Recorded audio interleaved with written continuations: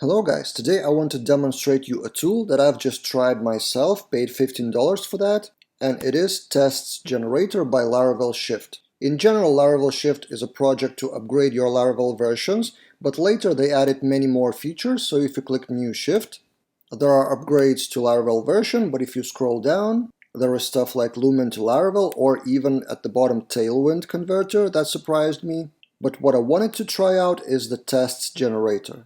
So I have a project that has 0 tests at all, and in theory Laravel Shift should generate the feature tests to all my controllers. So if there's route resource, there should be a test that index is successful, create is successful, and stuff like that. And if we click here, there's a demo video by the author himself, and I will link that video in the description of my video. And as a description, it generates, or at least tries to generate, the factories, HTTP tests, and some additional helpers. And the way how Laravel Shift works in general, whenever you click Purchase Shift, you give the access to your repository, you specify what branch you want to, and then Laravel Shift makes a pull request to that branch. So it doesn't override anything, it's just a suggestion, which then you should edit yourself in that branch and only then merge into your master or whatever, and that would be the final result. So I did exactly that with one of my projects, and I want to show you a pull request that was as a result. This is the one, Test Generator pull request. So what's inside? First, the conversation, 7 points of conversation. First, instructions on how to run that.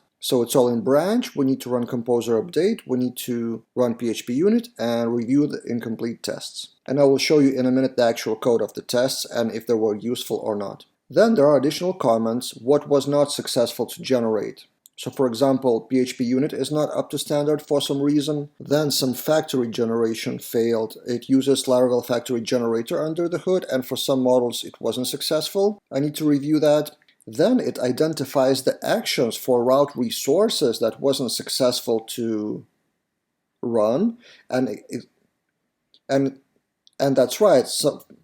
And that's right, for some controllers there is route resource, but I didn't actually implement some methods like destroy or show in some controllers. And finally, a few more comments about what was actually successful. So test for 17 controllers, and we will review that in a minute. 14 form request test, and we will review that too. Also advice if using Laravel Telescope, which I don't in this case. And finally, interesting upselling business point of view. If you want to understand more how that tests were generated, there's a course, Confident Laravel, by the author himself, so you can buy a course additionally as an information product. Now let's see the code, right? We go into commits, and there are 4 commits. First, including packages. And there are 2 packages that were included in Composer, test assertions by the author himself, and then factory helper to generate the factories. And I'm fine with both of them. Next commit, generate model factories. So for some models it was successful, for some models it was empty, and for some models it was generated successfully even with relationships. Okay, so the factories are generated.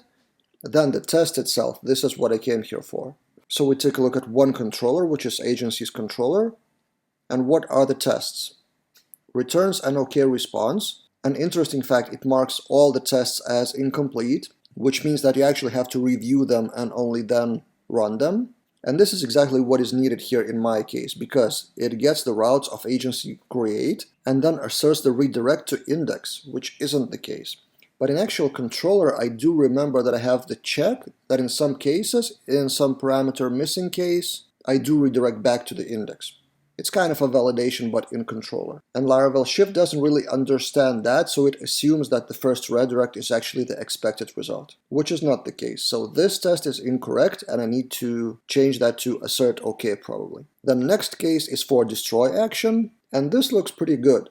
Create an agency, tries to delete that, assert redirect to index, and assert that it is deleted. Next one, edit returns an OK response, same error, it shouldn't assert the redirect. Index returns an OK response. It's probably fine, but I need to run that first. I don't remember those to be present on the page, but I have to test. Then store returns an OK response. I need to fill in the data and then assert is pretty correct. Then assertion that correct form request is used. This one I wouldn't really write that test, but it's okay.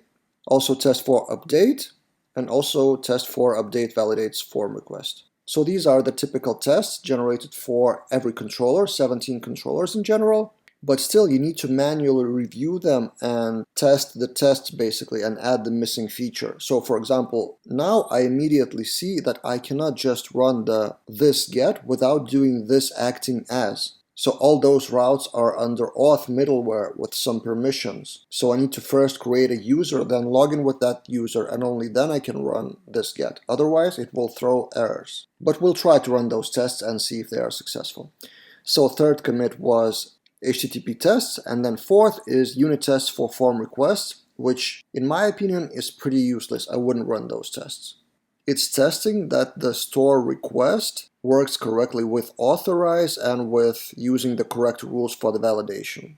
And this is a unit test, which is kind of testing how validation works on the back end. And I'm more bigger fan of feature tests that check if the actual action was successful or not. So this is generally the result. And what happens if we run PHP unit now?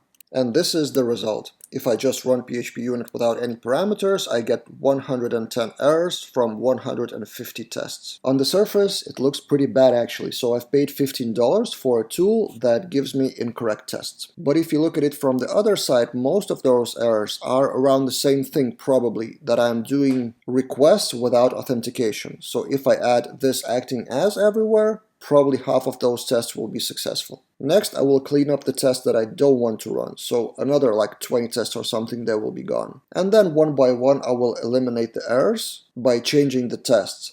But what it gives me, the test generator, it gives me the structure of the test, controller by controller and action by action. And I need to just fill them in. It's not a 5-minute job, but still. It still saved me like, I don't know, an hour or two, which I would spend on writing those tests and cases, so I still find it useful. And in general, it's pretty silly to expect that automated generator would understand your custom code in your project. So you should not misunderstand the Laravel Shift purpose. It suggests, it tries its best to give you suggestion for changing the code, but it doesn't actually replace your human work as a developer to be in control of your code. If you are new to testing and want to find out more, there's one video, Introduction to PHP Unit in Laravel. You can check that out in the top left corner. And also have a full course for beginners for PHP Unit in Laravel, so the link is on the screen and in the description below. Also check out the course Confident Laravel by the author of Laravel Shift. And finally, subscribe to my channel, Laravel Business, because I'm shooting videos almost daily now. And see you guys in another video.